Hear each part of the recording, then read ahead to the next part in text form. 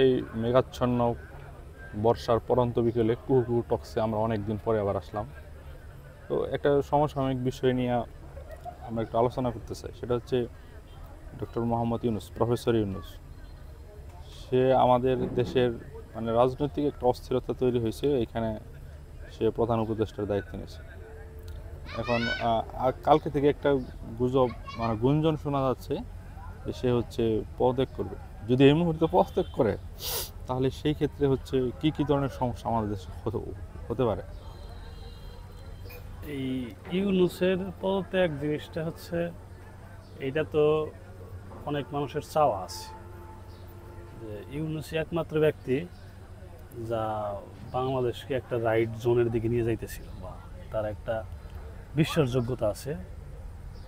কিন্তু এটা সে যদি পদত্যাগ করাবে যারা, তারাই তো সফল হবে, বা যারা এই সিচুয়েশনটা তৈরি করতে চায়। আর এটা সমস্যার সম্মুখীন হবে হচ্ছে যেদিন পদত্যাগপত্র জমা দেওয়া এই নিউজটা যখন হবে, তখন আওয়ামী লীগ সম্পূর্ণভাবেই আবার আগের মতো অবস্থানে চলে যাবে। ওই নিষিদ্ধ এরকম কোনো বিষয় না। সমস্যা হবে হচ্ছে বাংলাদেশের কিছু মানুষ আছে তাদের বেশি। আর আগে যে সমস্যা বাংলাদেশের যে 50-54 বছর যাবৎ ছিল, এইটাই থাকবে। তাছাড়া তার কোনো পরিবর্তন হবে না। ভারত আমাদের উপর যে আধিপত্যবাদের একটা যে তাদের প্ল্যান পূর্ব পরিকল্পিত ছিল, যেটা চেষ্টা করতেছিল, আমরা তো হাসিনা চলে যাওয়ার পর তো টের পাইলাম যে কি কি হয়েছিল দেশের সাথে, কি কি হতে যাচ্ছিল। তো ওই জিনিসটাই হবে। আর রাজনৈতিক দল হিসাবে যাদের সমস্যা তাদের তো হবে, সাধারণ মানুষ হিসেবে যারা আছে তাদের আর সমস্যা কি, তাদের ওই যেরকম খাইতো আইতো ওই রকমই চলবে।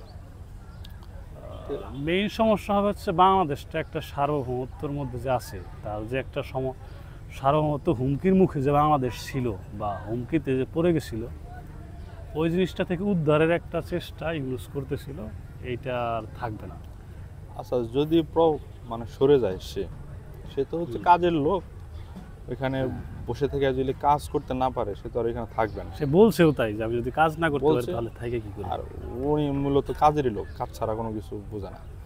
সেই ক্ষেত্রে যদি সে এভাবে চলে যায় তাহলে বাংলাদেশ মানে স্বাধীন হওয়ার পর থেকে 71 পর থেকে এরকম দেশের জন্য হইয়া বাংলাদেশ স্বাধীন এই জিনিসটা বলা ঠিক হবে? যাই হোক, ওইটা একটা স্বঘোষিত মানে কন্ট্রাডিক্টরি বিষয় আমাদের জন্য, ওটা না বলি। কিন্তু বাংলাদেশের পক্ষ হয়ে তো কেউ এরকম কাজ করে নাই নিঃস্বার্থভাবে দেশের জন্য। সবাই হচ্ছে করে নাই। দ্বিতীয় কথা হচ্ছে করার সুযোগ দেওয়া হয় নাই, সুযোগ দেওয়া হয় না, বা ওইরকম লোকও নাই, পার্সনও নাই। হয়তো ছিল, জিয়াউর রহমান ছিল, এরকম একটা এরকম একটা সুযোগ মানে বাংলাদেশের মানুষ মানে ইউনূস দায়িত্ব নেওয়ার পর পাইছিল।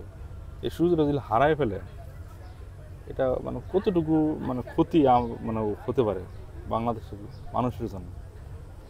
কতটুকু ক্ষতি এটা পরিমাপ করা যাবে না। ক্ষতি পুরাটাই ক্ষতি। বাংলাদেশের মানুষের জাতীয়তাবাদ এবং দেশীয় যে আমরা যে বাংলাদেশি মানুষ, এই অস্তিত্বটা বিলীন হতে পারে। এই অস্তিত্ব বাংলাদেশের মানুষ হারিয়ে ফেলতে পারে। এর চেয়ে আর বড় ক্ষতি কি হবে? এটা একটা সুবর্ণ সুযোগ ছিল না দেশটাকে দেশ হিসেবে প্রতিষ্ঠিত করার। মানে যে এটা যে একটা দেশ, ধরো পাকিস্তান ডিভাইডেশনের পর আমাদের যে বাংলাদেশের যে জন্ম হলো, এই ভেঙে যাওয়ার পর হ্যাঁ, বাংলাদেশের যে জন্ম হলো, এই জন্ম হওয়ার পর থেকে এই 5ই আগস্টের আগ পর্যন্ত বাংলাদেশ কখনোই বাংলাদেশ ছিল না। 5ই আগস্টের পরে মানুষ বুঝতে পারছে যে, বা 5ই আগস্টের শুরু হওয়ার যে আগে সাধারণ মানুষ যে জন্য নামছিল যে এটা আর দেশ নাই, বাংলাদেশ নাই, এই দেশটা অন্য একটা দেশের পারপাস সার্ভ করে, যদিও খাতা কলমে একটা দেশ, এটা নাই। এই জিনিসটা থেকে বের হওয়ার একটা সুযোগ এবং দেশকে একটা দেশ হিসেবে মর্যাদা দেওয়ার একটা সুযোগ এই 5ই আগস্ট আসছিল। এটা যদি না হয়, আবার সেই আগের মতোই সব কিছু থাকবে। এখন ইউনূসকে দেশে কাজ করার সুযোগ দেওয়ার জন্য বা ওনাকে ধরে রাখার জন্য মানুষের কি করা উচিত? সাধারণ মানুষের তো এগুলা কিছু করার নাই বা কিছু করেও না, বাট যারা হচ্ছে মানে প্রভাবক শ্রেণীর মানুষ, যারা অ্যাক্টিভিজম করে, এদের কি করা উচিত? এই জায়গায় ধরো কিছু অ্যাক্টিভিজম আছে, ওরা অ্যাক্টিভিজম করে না, মূলত সেলফ মানে স্বার্থটা দেখে। না, ধরো হচ্ছে যারা আসলে কিছু সৎ মানুষ আছে যারা অ্যাক্টিভিজম করে, এদের কি করা উচিত? এদের এদের উচিত হচ্ছে এরা দেশে যে সাধারণ মানুষ আছে এদের নিয়ে এই সরকারটাকে ইউনুসকে রক্ষা করা। রাজনৈতিক দল পলিটিক্যাল পার্টিগুলো এখানে আসবে না। যে পলিটিক্যাল পার্টিগুলোর কারণে ইউনুস এরকম সিদ্ধান্ত নিছে, ডক্টর ইউনুস, ওই পলিটিক্যাল পার্টির এগেনিস্টে দাঁড়ানোর জন্য এই অ্যাক্টিভিজম যারা করে তাদের আসা উচিত, এবং তাদের সাথে থাকবে হচ্ছে সাধারণ মানুষ, যারা পলিটিক্স করে না, যারা কোনো স্বার্থ নাই, যারা কাজের মানুষ। ওই যে এখানে ওই ইউনিসেফ সরকার বাঁচানোর জন্য তাদের কাজ করতে হবে, তারা ইউনিসেফ সরকার বাঁচানোর জন্য কাজ করবে, কাজ শেষ তারা সেখান থেকে ফিরে যার যার মাঠে ফিরে যাবে।